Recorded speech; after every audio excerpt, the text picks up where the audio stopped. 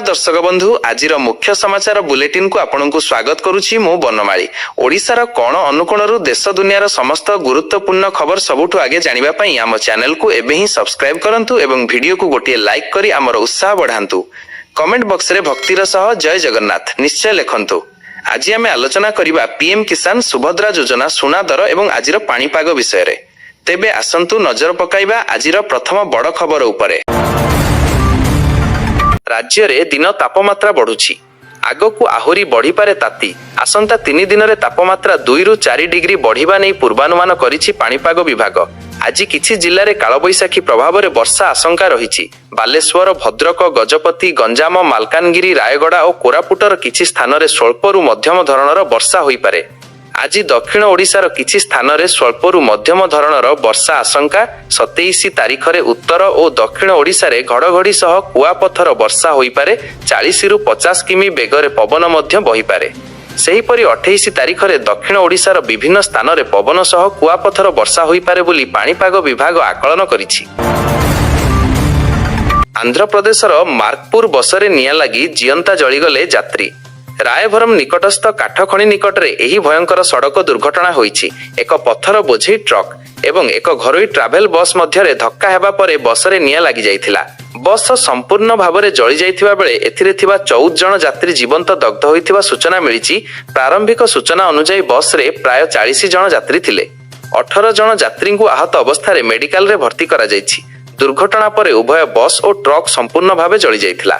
बसरे निया एते जोर रे व्यापी जाइथिला जे पछपटे थिबा यात्री बाहर को बाहरिबार सुजोग मिलि नथिला।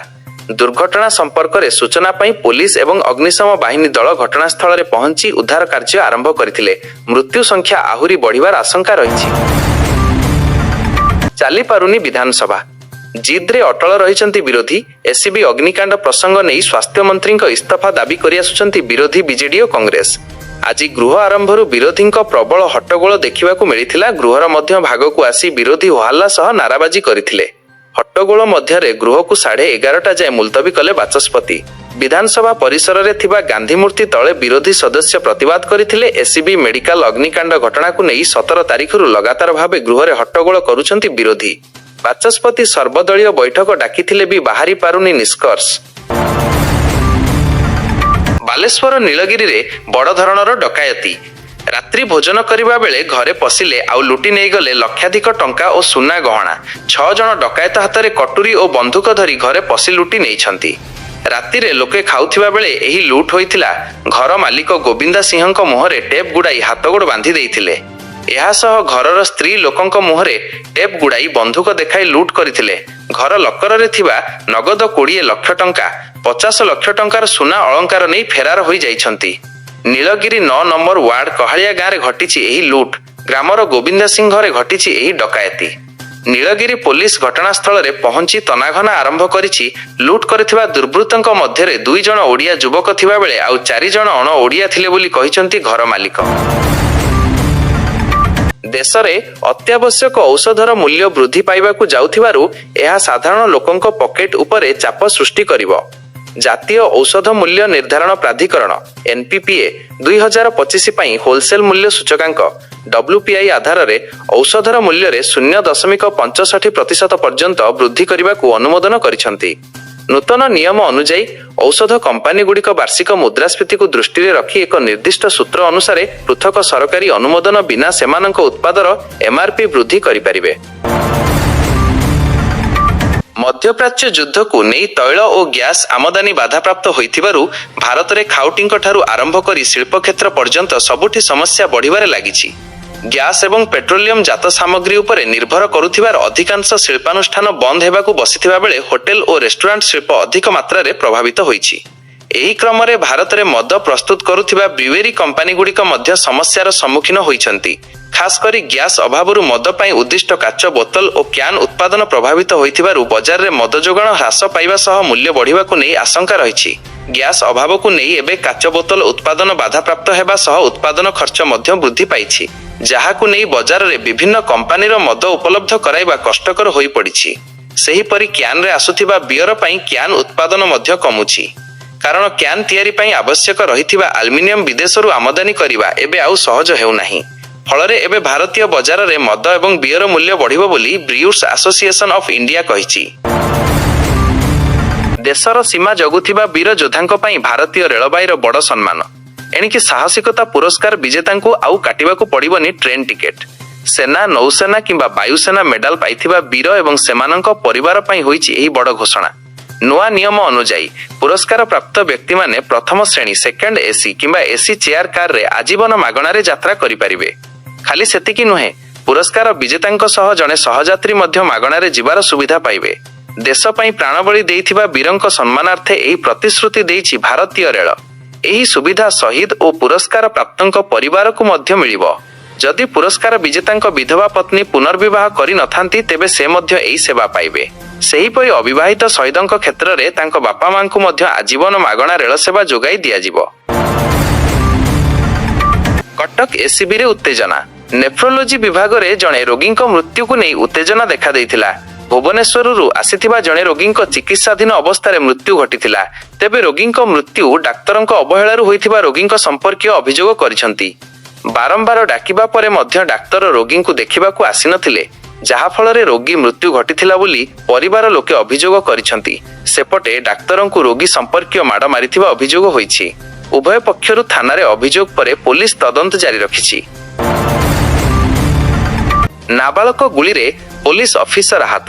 ଭଦ୍ରକ ଜିଲ୍ଲା ବାସୁଦେବପୁର ବ୍ଲକ ଚୂଡ଼ାମଣି ଜେଟି ଶିବ ମନ୍ଦିରରେ ଘଟିଛି ଏଭଳି ଘଟଣା। ମନ୍ଦିରରେ ପ୍ରସାଦ ଖାଉଥିବା ବେଳେ ହଠାତ୍ ଫୁଟିଥିଲା ଗୁଳି। ଏଥିରେ ସ୍ପେଶାଲ ପୋଲିସ ଅଫିସର ମାନସ ସେଠୀଙ୍କ ହାତରେ ଗୁଳି ବାଜି ବାହାରି ଯାଇଥିଲା। ତାଙ୍କୁ ସାଙ୍ଗେ ସାଙ୍ଗେ ବାସୁଦେବପୁର ଡାକ୍ତରଖାନାରେ ଭର୍ତ୍ତି କରାଯାଇଥିଲା। ସୂଚନା ଅନୁସାରେ ଶାଶୁ ଭୁଆଶୁଣୀ ଗାଁର ମୁକ୍ତିକାନ୍ତ ମଳିକ ମନ୍ଦିରରେ ଭୋଜି ଦେଉଥିଲେ। ଏହି ଭୋଜିରେ ଯୋଗ ଦେଇଥିଲେ ପୋଲିସ କର୍ମଚାରୀ ମାନସ ସେଠୀ। ଏହି ସମୟରେ ନାବାଳକ ଜଣକ ଅଜାଣତରେ ବନ୍ଧୁକରୁ ଗୁଳି ଫୁଟାଇଥିଲେ। ଗୁଳି ବାଜି ମାନସ ସେଠୀ ଆହତ ହୋଇଥିଲେ। ନାବାଳକ ପୋଲିସ ଇନ୍ସପେକ୍ଟରଙ୍କ ସମ୍ପର୍କୀୟ ହୋଇଥିବାରୁ ଚୂଡ଼ାମଣି ସାମୁଦ୍ରିକ ଥାନା ଭାରପ୍ରାପ୍ତ ଥାନା ଅଧିକାରୀ ମୁହଁ ଖୋଲୁନଥିବା ଚର୍ଚ୍ଚା ହେଉଛି। ଜବତ ବନ୍ଧୁକ କୁଆଡ଼େ ଗଲା କିଛି ସୂଚନା ନାହିଁ। ଥାନାରେ ମାମଲା ମଧ୍ୟ ରୁଜୁ ହୋଇ ନଥିବା ବେଳେ 10 ବର୍ଷର ନାବାଳକ ହାତରେ ବନ୍ଧୁକ କେମିତି ଆସିଲା, ଏହାକୁ ନେଇ ପ୍ରଶ୍ନବାଚୀ ସୃଷ୍ଟି ହୋଇଛି। ସଡ଼କରେ ଗଡ଼ି ଚାଲିଛି ମୁଣ୍ଡ ବଢୁଛି ଦୁର୍ଘଟଣା। 2024ରେ ଦୈନିକ 17 ଜଣ ଲୋକ ସଡ଼କ ଦୁର୍ଘଟଣାରେ ପ୍ରାଣ ହରାଉଥିବା ବେଳେ 30 ଆହତ ହେଉଥିଲେ। ହେଲେ 2025ରେ ଦୈନିକ ମୃତ୍ୟୁ ସଂଖ୍ୟା 18କୁ ବୃଦ୍ଧି ପାଇଛି। ତେବେ ଦୈନିକ ଆହତ ସଂଖ୍ୟା 30ରେ ସ୍ଥିର ରହିଛି। ଆଇଆଇଟି ମାଡ୍ରାସର ରିସର୍ଚ୍ଚରୁ ଏହି ତଥ୍ୟ ହସ୍ତଗତ କରିଛି କ୍ରାଇମ ବ୍ରାଞ୍ଚ। ଏହି ତଥ୍ୟ ଅନୁସାରେ 2024ରେ 6142 ମୁଣ୍ଡ ନେଇଥିଲା ଓଡ଼ିଶାର ସଡ଼କ, ଯାହା 2025ରେ ବଢ଼ି 6483ରେ ପହଞ୍ଚିଛି। ଆଜି ଗୃହରେ ପରିବହନ ମନ୍ତ୍ରୀ ବିଭୂତି ଜେନା ଏନେଇ ଲିଖିତ ଉତ୍ତର ରଖିଛନ୍ତି। ଦେଶରେ ଏଲ୍ପିଜି ସଂକଟକୁ ନେଇ ବସିବ ବୈଠକ। ଆସନ୍ତାକାଲି ଦିଲ୍ଲୀରେ ବସିବ ବଡ଼ ବୈଠକ। 9ଟି ରାଜ୍ୟର ଯୋଗାଣ ମନ୍ତ୍ରୀଙ୍କୁ ନେଇ ଦିନ 11ଟାରେ ବସିବ ଏହି ବୈଠକ। ବୈଠକରେ ଯୋଗଦେବେ ଓଡ଼ିଶାର ଯୋଗାଣ ମନ୍ତ୍ରୀ କୃଷ୍ଣଚନ୍ଦ୍ର ପାତ୍ର। ବୈଠକ ନେଇ ସୂଚନା ଦେବା ସହ ରାଜ୍ୟରେ ଗ୍ୟାସର ଅଭାବ ନାହିଁ ବୋଲି କହିଛନ୍ତି ଯୋଗାଣ ମନ୍ତ୍ରୀ। ରାଜ୍ୟରେ ଗ୍ୟାସ, ପେଟ୍ରୋଲ ଓ ଡିଜେଲର ଅଭାବ ନାହିଁ, ଯଥେଷ୍ଟ ମହଜୁଦ ଥିବା କହିଛନ୍ତି ଯୋଗାଣ ମନ୍ତ୍ରୀ। ହୋଟେଲକୁ ଆବଶ୍ୟକ ଥିବା ରନ୍ଧନ ଗ୍ୟାସର 50% ଯୋଗାଇବାକୁ ସକ୍ଷମ। ଘରୋଇ କ୍ଷେତ୍ରକୁ କୌଣସି ପ୍ରତିବନ୍ଧକ ଲଗାଯାଇ ନାହିଁ। ବାଂଲାଦେଶର ରାଜବାଡରେ ହୋଇଥିବା ବସ୍ ଦୁର୍ଘଟଣାରେ ମୃତକଙ୍କ ସଂଖ୍ୟା 26ରେ ପହଞ୍ଚିଛି। ଏହି ଦୁର୍ଘଟଣା ସେତେବେଳେ ଘଟିଥିଲା ଯେତେବେଳେ ବସ୍ଟି ଦାଉଲତାଦିଆ ଘାଟ ନିକଟରେ ପଦ୍ମା ନଦୀକୁ ଖସି ପଡ଼ିଥିଲା। ଅଗ୍ନିଶମ ବାହିନୀର ସୂଚନା ମୁତାବକ 23 ଜଣଙ୍କ ମୃତଦେହ ବସ୍ ଭିତରୁ ବାହାର କରାଯାଇଥିଲା। ସେମାନଙ୍କ ମଧ୍ୟରୁ 8 ଜଣ ପୁରୁଷ, 11 ଜଣ ମହିଳା ଓ 5 ଜଣ ଶିଶୁ ରହିଛନ୍ତି। ଏହା ସହ 8 ଜଣଙ୍କୁ ଜୀବିତ ଅବସ୍ଥାରେ ଉଦ୍ଧାର କରାଯାଇଛି। ହେଲେ ସେମାନଙ୍କ ମଧ୍ୟରୁ ମେଡିକାଲରେ 3 ଜଣଙ୍କର ମୃତ୍ୟୁ ହୋଇଛି। ଏବେ ବି ନଦୀ ଭିତରେ କିଛି ଲୋକ ନିଖୋଜ ରହିଛନ୍ତି। 22 ମୃତକଙ୍କ ଶବ ସେମାନଙ୍କ ପରିବାର ଲୋକଙ୍କୁ ହସ୍ତାନ୍ତର କରାଯାଇଛି। ବସ୍ରେ ପାଖାପାଖି 40 ଜଣ ଯାତ୍ରୀ ଥିବା କଥା କୁହାଯାଉଛି। ବୁଧବାର ରାତିରେ ଦୁର୍ଘଟଣା ହୋଇଥିଲା। ବାଂଲାଦେଶରେ ବସ୍ ଓ ଗାଡ଼ିଗୁଡ଼ିକୁ ନଦୀ ପାର କରିବା ପାଇଁ ଫେରିର ବ୍ୟବହାର କରାଯାଇଥାଏ। ଏହି ଫେରି ଏକ ବିରାଟ ଡଙ୍ଗା ଭଳି। ଏହି ଦୁର୍ଘଟଣାକୁ ନେଇ ପ୍ରଧାନମନ୍ତ୍ରୀ ତାରିକ ରହମାନ ଯାଞ୍ଚ ଆଦେଶ ଦେଇଛନ୍ତି। ସେପଟେ ବସ୍ଟି ନଦୀକୁ ଖସି ପଡ଼ିବା ପରେ ହମଜା ନାମକ ଏକ ଜାହାଜ ସହାୟତାରେ ପାଖାପାଖି 6 ଘଣ୍ଟା ଧରି ଖୋଜାଖୋଜି କରାଯିବା ପରେ ମୃତକମାନଙ୍କୁ ବସ୍ ଭିତରୁ ବାହାର କରିବାରେ ସମ୍ଭବ ହୋଇଥିଲା। 400 ଟଙ୍କା ପାଇଁ ବାପାଙ୍କୁ ହତ୍ୟା କଲା ପୁଅ। ବାପା ଟଙ୍କା ନ ଦେବାରୁ ବାଉଁଶ ଫାଳିଆରେ ପିଟି ପିଟି ବାପାକୁ ହତ୍ୟା କରିଛି ପୁଅ। ଏଭଳି ଲୋମହର୍ଷକାରୀ ଘଟଣା ଦେଖିବାକୁ ମିଳିଛି ମୟୂରଭଞ୍ଜ ଜିଲ୍ଲା ଚିତ୍ରଡ଼ା ଫାଣ୍ଡି ଅଞ୍ଚଳରେ। ସୂଚନା ଅନୁଯାୟୀ ହଳଦୀପାଳ ପଞ୍ଚାୟତ ଲଦଡିହି ଗାଁର 80 ବର୍ଷୀୟ ଗୋବିନ୍ଦ ମାଣ୍ଡିଙ୍କ ଠାରୁ ତାଙ୍କ ପୁଅ ମଧୁ ମାଣ୍ଡି ପ୍ରତିଦିନ ଟଙ୍କା ନିଅନ୍ତି। ତେବେ ଗତକାଲି ରାତିରେ ଗୋବିନ୍ଦ ଶୋଇଥିବା ବେଳେ ପୁଅ ମଧୁ ତାଙ୍କୁ ସଜନା ଛୁଇଁ ବିକ୍ରି କରିଥିବା ବାବଦରେ 400 ଟଙ୍କା ମାଗିଥିଲେ। ଗୋବିନ୍ଦ ମନା କରିବାରୁ ନିଶାସକ୍ତ ପୁଅ ମଧୁ ଏକ ବାଉଁଶ ଫାଳିଆରେ ବାପା ଗୋବିନ୍ଦଙ୍କୁ ପିଟି ପିଟି ହତ୍ୟା କରିଥିଲା। ଆଜି ସକାଳେ ଖବର ପାଇଁ ଚିତ୍ରଡ଼ା ଫାଣ୍ଡି ଅଧିକାରୀ ଭୀମସେନ ମଲ୍ଲିକ ଘଟଣାସ୍ଥଳରେ ପହଞ୍ଚି ମଧୁଙ୍କୁ ଅଟକ ରଖିବା ସହ ଘଟଣାର ତଦନ୍ତ ଜାରି ରଖିଛି। ଗତ କିଛି ଦିନ ଧରି ସୁନା ଏବଂ ରୂପା ମୂଲ୍ୟ କମିବାର ନଜର ଆସୁଥିଲା, କିନ୍ତୁ ସପ୍ତାହର ତୃତୀୟ ବାଣିଜ୍ୟ ଦିବସ ଅର୍ଥାତ୍ ବୁଧବାର ଦିନ ଉଭୟ ଧାତୁରେ ହ୍ରାସ ସ୍ଥଗିତ ହୋଇଥିବା ପରି ମନେ ହେଉଛି। ମଲ୍ଟି କମୋଡିଟି ଏକ୍ସଚେଞ୍ଜ କାରବାର ସମୟରେ ରୂପା ପୂର୍ବ ତୁଳନାରେ 11,500 ଟଙ୍କାକୁ ଅଧିକ ବୃଦ୍ଧି ପାଇଥିବା ବେଳେ ସୁନା ମଧ୍ୟ 5,500 ଟଙ୍କା ଅଧିକ ବଢ଼ିଛି। ବୁଧବାର ଦିନ ରୂପା ମୂଲ୍ୟରେ ଅଚାନକ ବୃଦ୍ଧି ଦେଖିବାକୁ ମିଳିଥିଲା। ମେ 5 ତାରିଖ ପାଇଁ ଏମ୍ସିଏକ୍ସ ରୂପା ଫ୍ୟୁଚର୍ସର ଅବଧି ଶେଷ ହେବା ସହିତ ଏହା 5% ଅଧିକ ବୃଦ୍ଧି ପାଇଛି। ପୂର୍ବ କାରବାର ଦିନମାନଙ୍କରେ ଏହି ମୂଲ୍ୟବାନ ଧାତୁ ପ୍ରତି କିଲୋଗ୍ରାମ 2,23,941 ଟଙ୍କାରେ ବନ୍ଦ ହୋଇଥିବା ବେଳେ ଏହାର ଆରମ୍ଭ କିନ୍ତୁ ମଜବୁତ ଥିଲା, ଯାହା ବଢ଼ି ବଢ଼ି ଶେଷରେ 2,30,350 ଟଙ୍କାକୁ ବଢ଼ିଥିଲା। ଏହାର ଫଳସ୍ୱରୂପ ରୂପା ଗୋଟିଏ ଝଟକାରେ 13,409କୁ ଜମ୍ପ ମାରିଥିଲା। ତେବେ ଖାଲି ରୂପା ନୁହେଁ, ସୁନା ମୂଲ୍ୟରେ ମଧ୍ୟ ବୃଦ୍ଧି ଦେଖିବାକୁ ମିଳିଛି।